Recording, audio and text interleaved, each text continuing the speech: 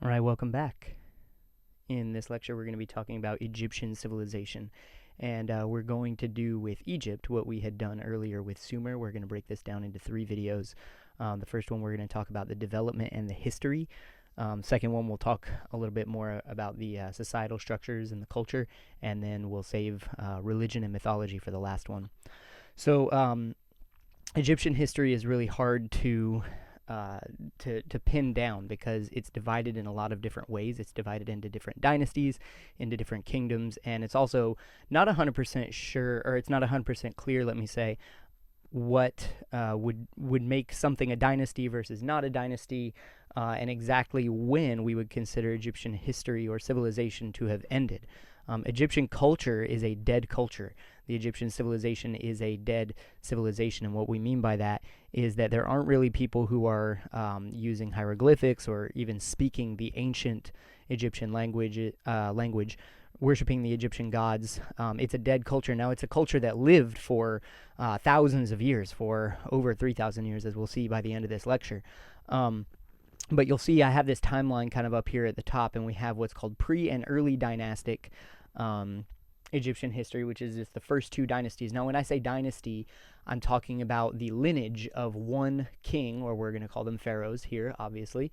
As long as that pharaoh produced an heir, and that line of heirs or that family was able to maintain control of the seat of power, wherever that might have been, Memphis, Thebes, wherever, if that one pharaoh was able to maintain power, that one family, then we consider that a dynasty.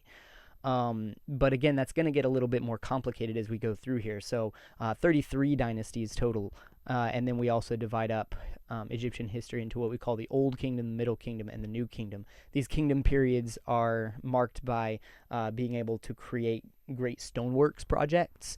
And so the Egyptian way of life and culture would have been alive and well even throughout these intermediate periods and before even before the Old Kingdom, as we'll see here in a second. Okay, so Egyptian history really starts off with this guy that we call Pharaoh Menes or Pharaoh Narmer, and before him there was already an Egyptian culture that had developed.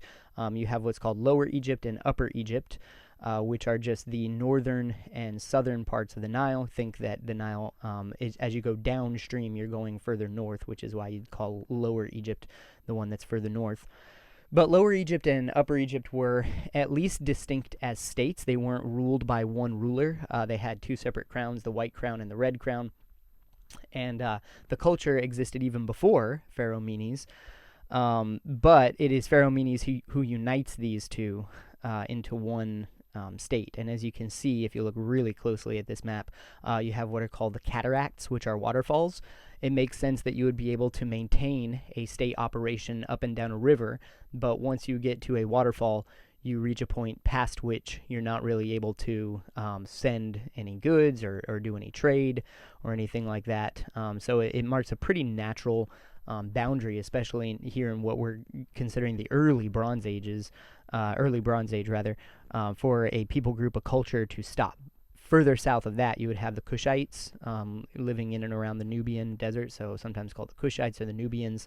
But Upper Egypt and Lower Egypt are united in Pharaoh Menes, and his dynasty and the next dynasty last for 439 years. So just between 2 families, you have 439 years of continuous rulership over Egypt. And this is not even considered the Old Kingdom. This is considered before the Old Kingdom. So like we said, the culture would have predated this, but the union into one state, one Egyptian nation state or civilization, this would have started under Menes. And then we get into the Old Kingdom. The Old Kingdom sees roughly the same land united. You have the Nile River Delta, which is where the river kind of starts to spread as it gets closer to the Mediterranean Sea up in the north, all the way down to the first cataract. During the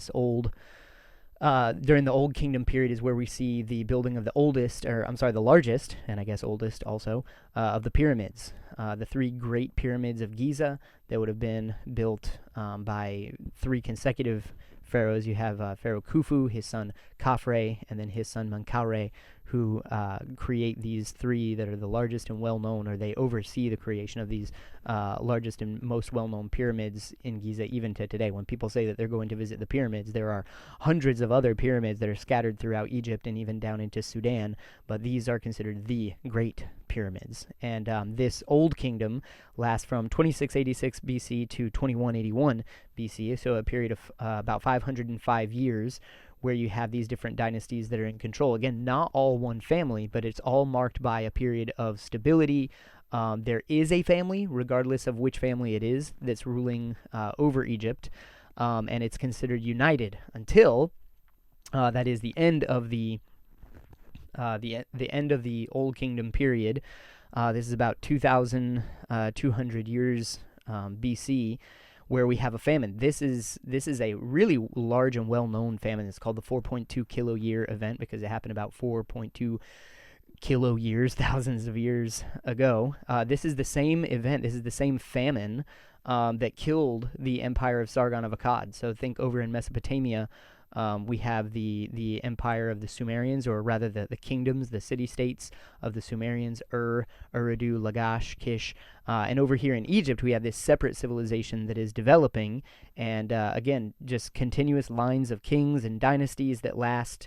So we're already up to about 1,000 years of history if you consider pre-dynastic Egypt, or I'm sorry, early dynastic Egypt, just Pharaoh Menes, and then the dynasty that comes right after him, and then all of the Old Kingdom dynasties as well. We're already up to about 1,000 years of continuous rule of Egypt being thought of as a single entity, a single state. But then this famine institutes what we call the first intermediate period. This is a period of about 126 years where there's not considered one single city-state. There are different maybe priests, there are different people claiming to be pharaohs, different noble families who are all vying for power, and it's not really agreed upon who the ultimate family in charge is. So this first intermediate period ends as we come into the Middle Kingdom. So the Middle Kingdom gives us another 282 years of continuous rule by various dynasties.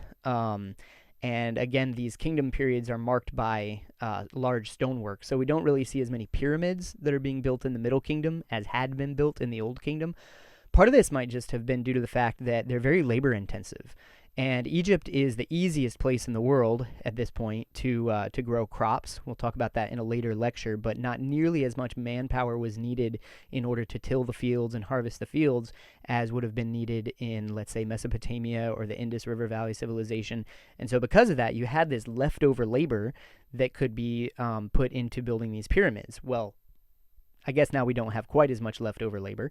Perhaps more work is being done to create granaries, or people think to create more canals to make the river more valuable as far as being able to create and then store more grain. And so less effort is going into these large stoneworks project, and we switch from pyramids to now we see the birth of what's called a necropolis, which would just, instead of one giant pyramid being built as a tomb, a burial site for one pharaoh, you have a necropolis, which is Greek for city of the dead, and it would serve as a burying place for several different kings, pharaohs, especially all of the same dynasty.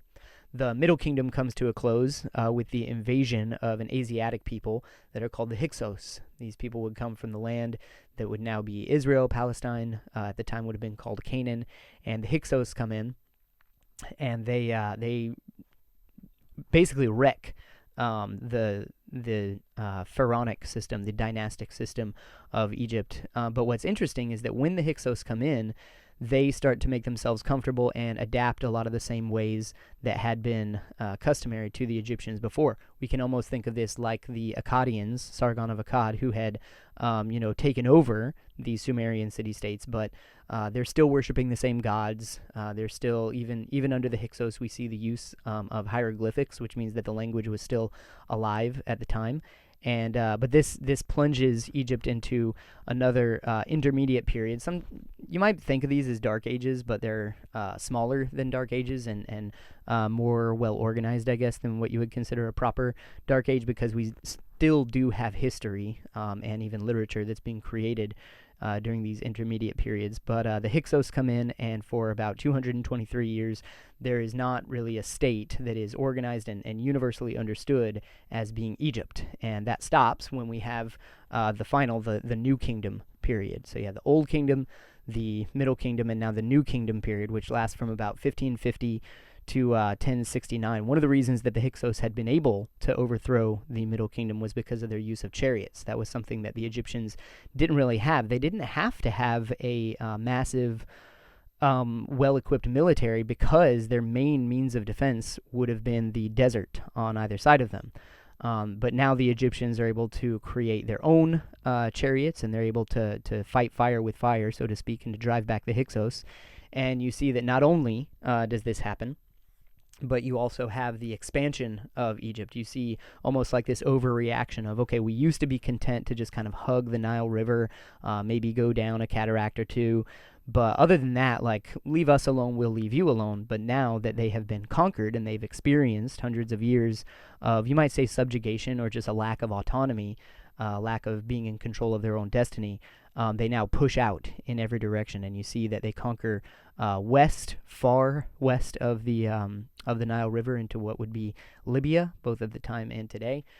They also conquer far south into what we would have called the Nubian Desert, or the people of Kush, the Nubians.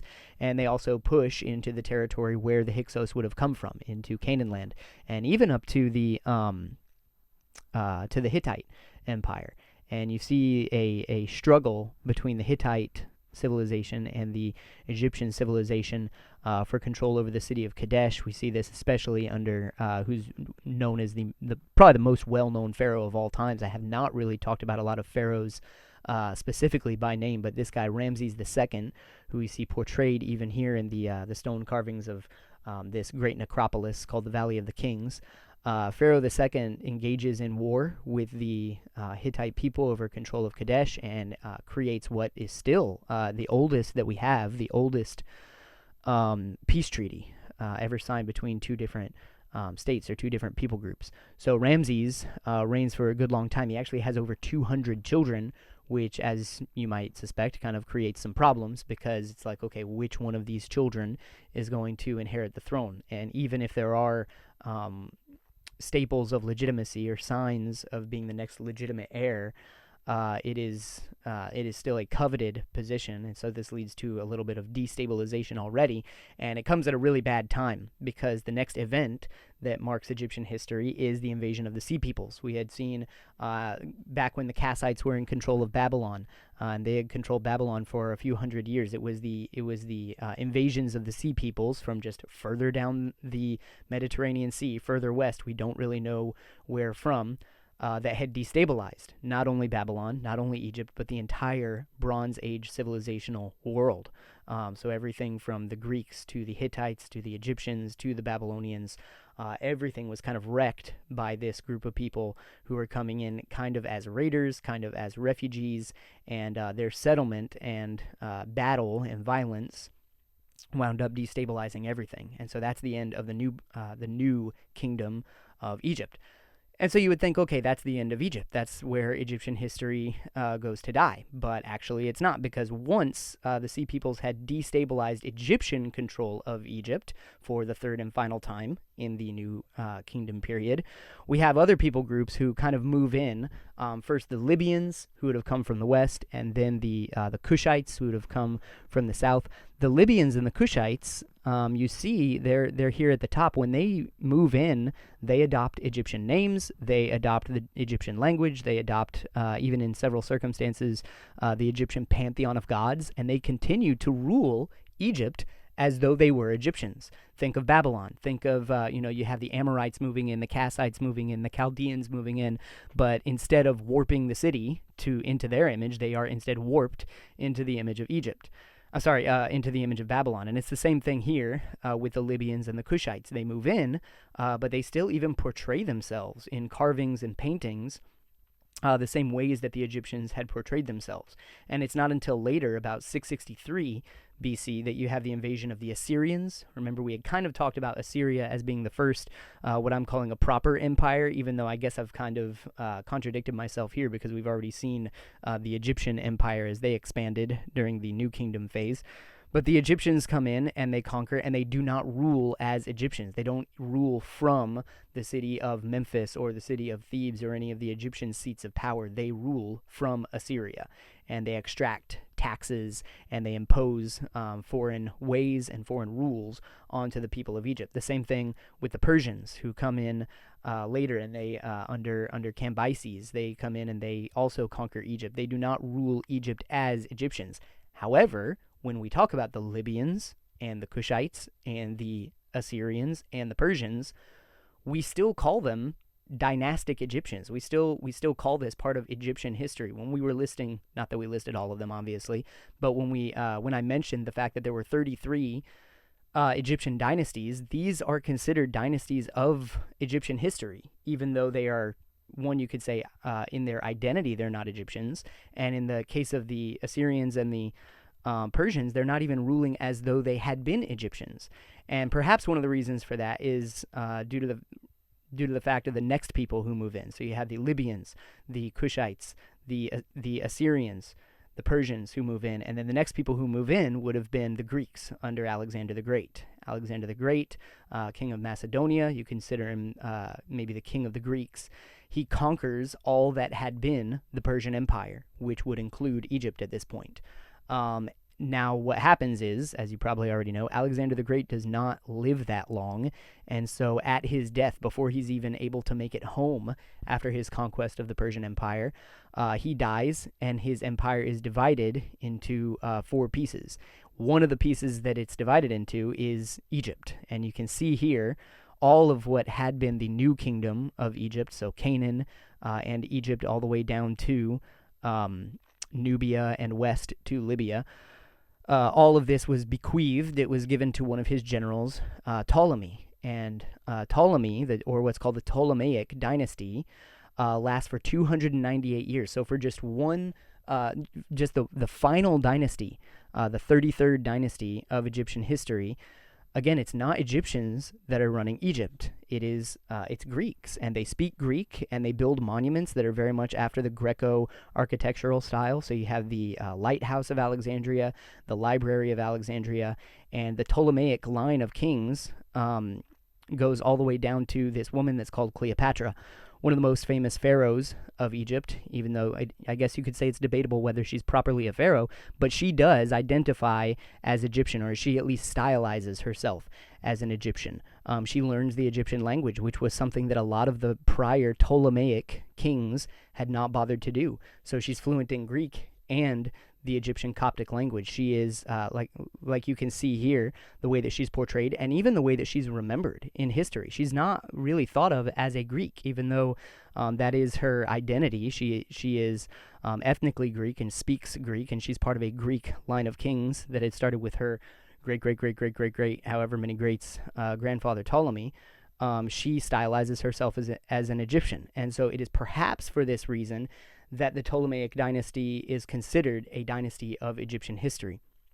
Now, Cleopatra is also famous for the end of her life, where Egypt is eventually conquered by yet another group of outsiders. So we see the Libyans, the Cushites, the Assyrians, the Persians, now the Greeks, who've been in control for just about 300 years.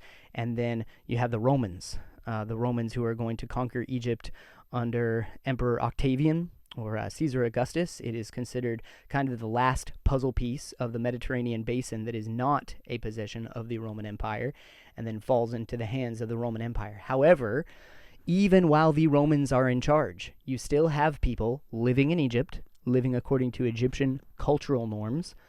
They speak the Egyptian language. They worship Ra. They worship the over 1,500 other gods that are a part of the Egyptian pantheon. They make sacrifices to these gods. They celebrate Egyptian holidays. They are culturally Egyptians, even though they are part of the Roman Empire, and they pay taxes to the Roman Empire. This is the point at which you could no longer say in any sense that Egypt is being run by a dynasty of Egyptians. At least the Ptolemaics were running Egypt from a seat of power that was in Egypt.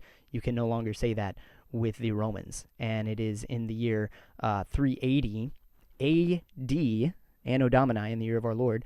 So we're now past the year 0. It's in the year 380, after Rome had already become Christianized under Emperor Constantine, that you have another Emperor Theodosius, who winds up signing something called the Edict of Thessalonica. And the Edict of Thessalonica makes the worship of all of these other gods, of Ra and Osiris and Isis and Set and Horus, makes the worship of all of those gods illegal, and Christianity now becomes mandatory throughout the Roman Empire, which includes Egypt. We have this guy, Athanasius, who would have been considered, this was even before the Edict of Thessalonica, St.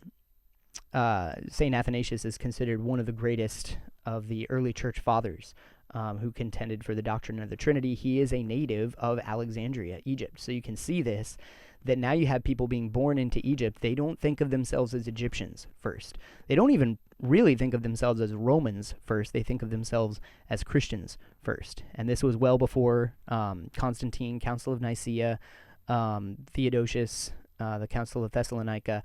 But you already have Egyptian culture kind of dying.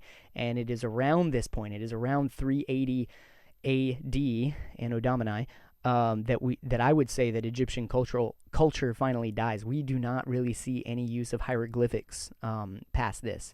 We don't see the use of Egyptian god temples to worship Egyptian gods, to celebrate Egyptian pagan festivals and holidays, and to do homage to the Egyptian gods. And so this is the point at which you would say that Egyptian civilization is officially dead. It is considered a dead civilization even until today. And so we have this timeline here. You have early dynastic Egypt, Old Kingdom, Middle Kingdom, and New Kingdom Egypt, that would have existed for about 1,700 years total, 1,700 years total. And then between all of these intermediary states, you have another 755 years. And it doesn't matter if it's the Hyksos that are in charge, or the Libyans, or the Cushites that are in charge. They are ruling Egypt from a seat of power that's in Egypt, and they're ruling it according to Egyptian customs. It is only with the Assyrians and Persians, when they move in, that you could say that Egyptian civilization, even though you still have people there who are worshiping the gods and everything, it's really only at this point that you would say that Egyptian civilization goes into decline. But still, it is alive under the Assyrians and the Persians for 253 years, and then under the Greeks and the Romans for 708 years. You still do have people who are worshiping these gods, speaking the Coptic language, and so all of this would come to a grand total of 3,423 years, give or take, that Egyptian civilization was alive and well, and maybe not thriving, but at least persisting, waxing and waning in power. And so we'll go on in the following two lectures to talk about the societal structures, the culture, and the religion and mythology of Egypt. But just think that for almost 3,500 years, almost 3.5 millennia, you have one civilization that persists. And then think about, so I live in the United States of America, and just to think of how young of a country this is. 250 years is the blink of an eye in when you compare it to civilizations like these that we're talking about in the ancient times. So that's as far as we're going to go for now. Egyptian history, obviously, there's still people that are living there today, but they don't worship the Egyptian gods. They don't speak the Egyptian language. They don't use the Egyptian aesthetic. And remember, aesthetics is one of the most important things when it comes to identifying exactly where one culture or civilization begins and another one ends. So, like I said, that's as far as we'll go for today. We'll talk more about societal structures, culture, religion, and mythology in the next lecture. But for now, thanks for tuning in. Hope to see you again soon. God bless. Have a great day.